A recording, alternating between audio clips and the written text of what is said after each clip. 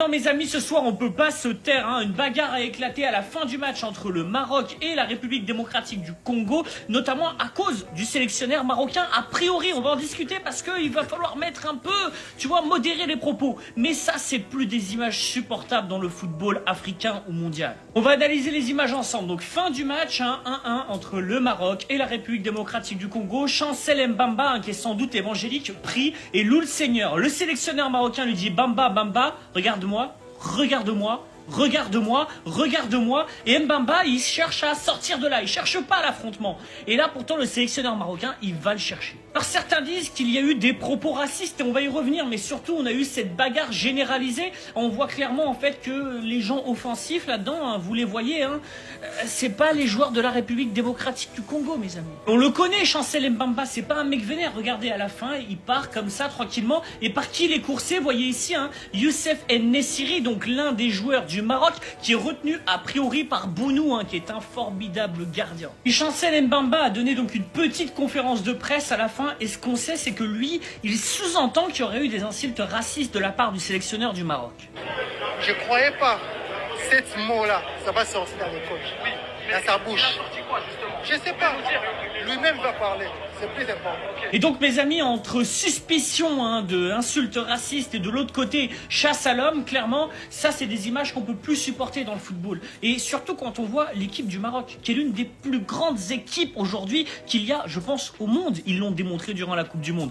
Et ils ont des joueurs que j'adore. Moi, je vous dis, Bounou, pour moi, c'est une référence. Mais ça, c'est plus acceptable. Et on espère juste que la lumière sera faite sur ces événements parce que nous, on n'aime plus ce genre d'image. Franchement, cette canne entre les arbitres en carton et les sélectionneurs sous stéroïdes, tu vois, un peu vénère, il va falloir que ça se calme parce que sinon c'est même plus agréable le foot. Allez, bon courage à ceux qui vont survivre et surtout, très belle canne à tous. Mais le plus important, justice de Dieu. Yana, moi, je ne suis pas parfait, mais quand je suis sur le terrain, je respecte tout le monde. Respect, c'est réciproque.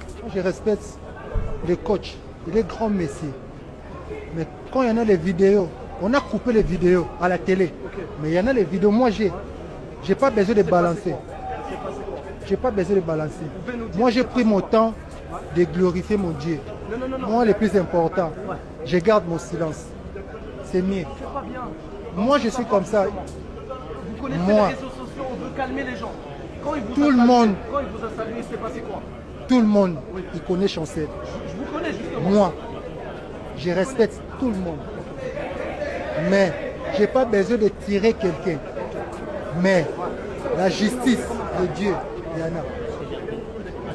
Tu vois, la justice de Dieu. Parce que moi, quand je joue dans les foot, je joue normal comme tout le monde. Je ne suis pas super joueur. Mais je ne croyais pas cette mot-là, ça va sortir dans les coachs, dans sa bouche. Il a sorti quoi justement?